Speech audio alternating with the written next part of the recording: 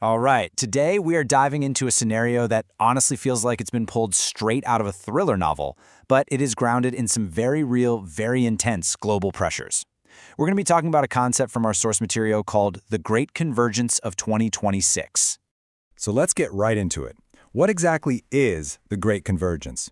Well, think of it as a perfect storm. It's the term for this massive, historic global shock that happens when two huge conflicts, the war in Ukraine and the conflict between Iran and Israel, both escalate at the exact same time. And that's the big question here, isn't it? How can two wars, happening thousands of miles apart, possibly fuse together to create one single, world-spanning crisis? That is exactly the puzzle we're going to piece together today. So how does something like this even start? Well, it all kicks off with the economy. It's the first domino to fall. Analysts call it a negative economic equilibrium, which is a fancy way of saying these two conflicts create this brutal economic pincer movement that squeezes the entire globe. And you can see that pincer right here. It's fascinating, really. On one side, you've got the conflict in the Middle East, which sends energy prices through the roof. But then, on the other side, those super high prices actually become a financial lifeline for Russia, helping them weather Western sanctions. So the two wars start feeding each other. And if you want to know just how big that lifeline is, look at this number. An extra $150 million in oil money every single day. I mean, that is not a small sum. That's a truly game-changing amount of cash that can completely reshape the strategic reality of the war in Ukraine. Okay, but that initial energy shock, that's just the beginning. It's the first domino. From there, the ripple effects start spreading out. And this is where we see the crisis jump from the gas pump into the very heart of the global financial system. So, what happens next is absolutely critical. The Strait of Hormuz, one of the most important shipping arteries on the planet, basically gets shut down. But here's the twist. It's not a military blockade. No warships. This is a financial blockade. And this chart just lays it out perfectly.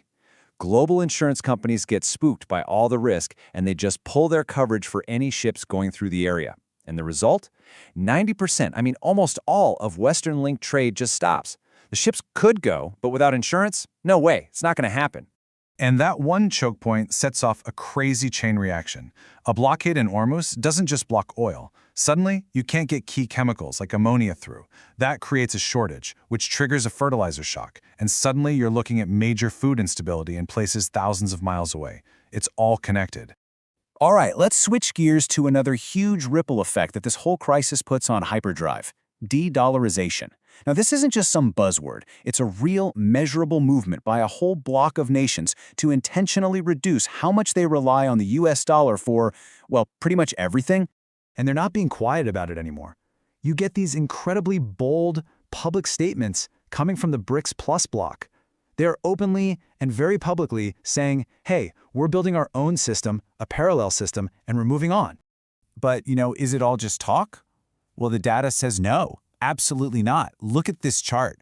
As all that anti-dollar talk gets louder and louder, you can see a direct, very significant jump in the amount of gold their central banks are buying up between 2024 and 2026. They are literally putting your gold where their mouth is. So after all of these shocks, all of these ripples, where do we end up?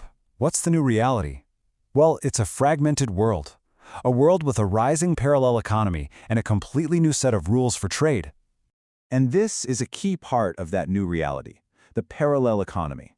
We're talking about the rise of these dark fleets, uninsured tankers flying under the radar, moving oil and other goods completely outside the normal, established global systems. It's a whole shadow world of trade. And this table just captures that divide so well. Analysts have started calling it the thematic schism. You've got the G7 countries, and their big focus is on resilience through things like the green transition.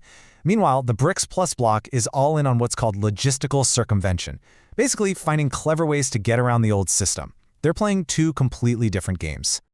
Okay, I know. This all sounds incredibly complicated. Kind of chaotic, right? So, how in the world do analysts even start to decode all this? How do you find any meaning when everything is in flux? Well, the secret is you have to look past the obvious stuff. The real story isn't just the headline number for the price of oil.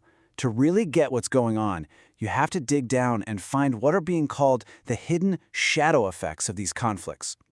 And these are just a few examples of what that means. It's things like the unpredictable flow of money being sent home by workers abroad, or the aerospace industry grinding to a halt because of closed airspace, or, yeah, that fertilizer shock we talked about. These are the stories that make up what the source material calls the quiet arithmetic of conflict.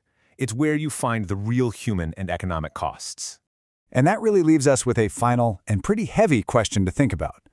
In a world that is becoming more and more fragmented, a world of parallel systems and competing rules, what are the hidden connections, the shadow effects that are shaping our future, right now, as we speak? Thinking about that, well, that's the real takeaway